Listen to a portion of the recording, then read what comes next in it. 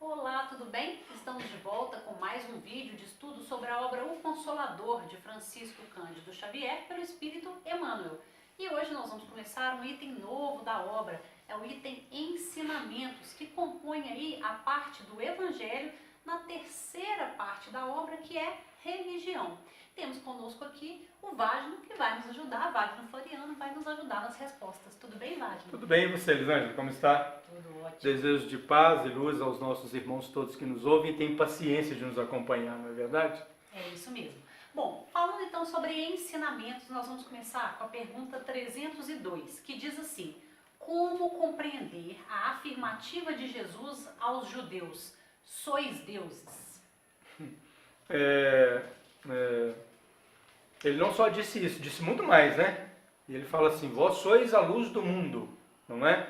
E não se acende uma candeia para colocá-la embaixo do alqueire, colocam-na no velador, para que todos aqueles ao adentrarem a casa possam compartilhar da luz. É interessante que nós não acreditamos em nós, ou nós nos reconhecemos, isso de alguma maneira tem o seu benefício, né? Nos reconhecemos como pequenos. Mas Jesus fala para nós sobre a potência que nós somos. Jesus fala para nós sobre a capacidade que nós temos quando nós acreditarmos em nós e principalmente voltarmos a atenção para as coisas espirituais, não é? Numa certa ocasião, naquela passagem onde Jesus é concitado a opinar sobre o imposto, os fariseus herodianos, os fariseus em companhia dos herodianos, que eram soldados de Herodes, né? Queriam pegar Jesus e prendê-lo, né? Aquela cena toda. E eles chegam para Jesus e falam assim: Senhor, sabemos que o Senhor é mestre em Israel, que ensinas a verdade e que nos homens não considera as pessoas. Olha que interessante. O ensinamento do pagamento do imposto é outra questão. Nós gostaríamos de fixar nesta frase: nos homens não considera as pessoas. Nós não somos psicólogos, nem psiquiatras, nem terapeutas, nós não temos formação nisso não. Mas a gente percebe facilmente que existem algumas personalidades dentro de nós, não é verdade?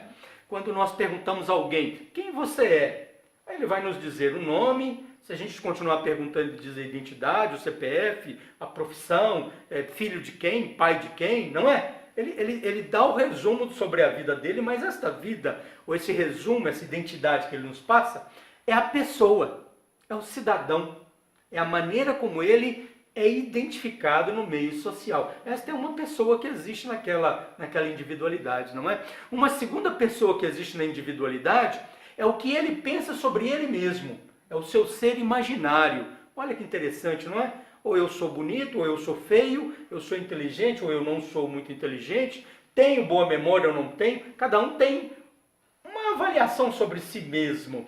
Aí os psicólogos dizem sobre aquela imagem do projecionismo, né? Onde aparece o gatinho em frente ao espelho, mirradinho, pequenininho, e a hora que ele olha para o espelho, aquele leão bonito, aquela juba fantástica, não é? Os psicólogos chamam de projecionismo. Quando eu imagino muito mais do que na verdade eu sou. Então, nós temos o ser cidadão, pessoa, físico. Nós temos o ser imaginário, aquilo que nós compomos no nosso imaginário que nós somos. Geralmente a gente se imagina muito bem, não é? Mas nós temos um terceiro, que é a essência divina. Este é difícil nós chegarmos lá. E é esse que os fariseus reconheciam que Jesus tocava. Nos homens não considera as pessoas. Jesus olha para aquele que erra, para aquele que adultera, para aquele que maltrata, para aquele que faz mal, e ainda diz para ele: vós sois deuses, porque ele não excluiu ninguém. Ele diz que todos somos deuses. Nós somos deuses em potencialidade, nós somos deuses em capacidade, nós somos deuses pela essência divina que cada um de nós carrega dentro de si. O dia que nós conseguirmos abstrair ou sair do homem cidadão, o dia que nós conseguirmos deixar o ser imaginário de lado e por um processo de esforço mental, de meditação grande, chegarmos à nossa essência, ali nós vamos encontrar a potência que cada um de nós é, não é? Trabalho de meditação, de esforço, de estudo que cada um de nós tem que fazer. Tá certo. Bom, vamos falar um pouquinho agora da pergunta 303, que diz assim: qual o sentido do ensinamento evangélico? Todos os pecados ser-vos-ão perdoados, menos os que cometerdes contra o Espírito Santo. Nossa, que pergunta difícil, não é? Esta é complexa, não é? Nós vamos te pedir a gentileza de você reler a pergunta e ler a resposta para nós também, por gentileza. Tá ótimo. Bom, então a pergunta, 303, diz assim: qual é o sentido do ensinamento evangélico? Todos os pecados ser-vos-ão perdoados, menos aqueles que cometerdes contra o Espírito Santo. E aí vem a resposta. A aquisição do conhecimento espiritual, com a perfeita noção de nossos deveres, desperta em nosso íntimo a centelha do Espírito Divino, que se encontra no âmago de todas as criaturas. Nesse instante, descerra-se à nossa visão profunda o santuário da luz de Deus, dentro de nós mesmos, consolidando e orientando as nossas mais legítimas noções de responsabilidade da vida. Enquanto o homem se desvia ou fraqueja, distante dessa iluminação, seu erro justifica-se, de alguma sorte pela ignorância ou pela cegueira.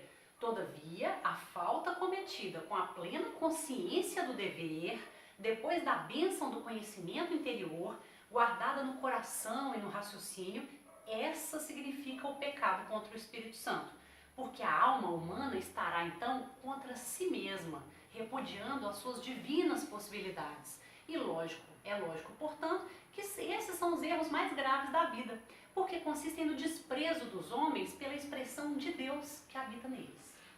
Lindo, não é? Maravilhoso, não é? Então, Emmanuel traz para nós um comparativo, uma interpretação acerca da expressão Espírito Santo como sendo a representação do estágio de iluminação do próprio ser. Pensemos nós, num primeiro momento somos agressivos, num primeiro momento somos rebeldes, num primeiro momento guardamos mágoa, rancor. Aquilo se transforma num status quo que é quase da sociedade onde nós vivemos, a ponto de aquele que perdoa ser chamado de bobo, aquele que desculpa ser chamado de tolo, aquele que cede o seu lugar ser chamado de bobo, de ignorante. Agora, o que ele compara com o Espírito Santo é aquele que se ilumina, aquele que estuda, aquele que compreende, aquele que medita, aquele que avança em mentalidade a um novo estágio. Esse novo estágio, nesse novo patamar, ele chega a um estágio como nós dissemos na pergunta anterior, né? É quando ele deixa o cidadão, deixa o imaginário, deixa a pessoa física o imaginário e chega na sua essência como ser. Neste momento, ele é um ser iluminado, ele é um ser divino, ele é um ser essência, fruto, origem do próprio Pai. Este homem que alcançou esse estágio de maturação espiritual, de maturidade mental, se ele comete um erro, o gravame da lei para ele é muito maior. O impacto da lei na sua intimidade é muito maior. Lembrando o seguinte, né, Elisângela? O fato do perdão ou do não perdão não é o outro, ou não é a lei, ou não é Deus que nos traz. É uma reflexão nossa conosco mesmo. Então você pega uma pessoa de pouco conhecimento, ainda brutalizada, ele xinga o outro e vai embora para casa de consciência tranquila, achando que fez o que devia ter sido feito. Quando nós olhamos para alguém, ou quando alguém evangelizado olha para alguém e pensa errado, ele já se incomoda com um simples pensamento. Então não é um ato exterior de alguém julgar. O julgamento é de foro íntimo. Não é? Então aquele que se eleva, que alcança o estágio da espiritualidade santificada, quando ele promove um ato nocivo, ele está agredindo a si próprio e difícil depois de se auto-perdoar. Nós poderíamos ainda falar muito sobre isso, mas o nosso tempo termina. Nosso tempo é isso. Mas muito obrigada, viu, Bárbara? Nós agradecemos a paciência de nossos irmãos, a sua colaboração. Que Deus nos abençoe. E nós agradecemos também a você que esteve conosco, que nos prestigiou nesse vídeo, e até uma próxima oportunidade. Tchau, tchau.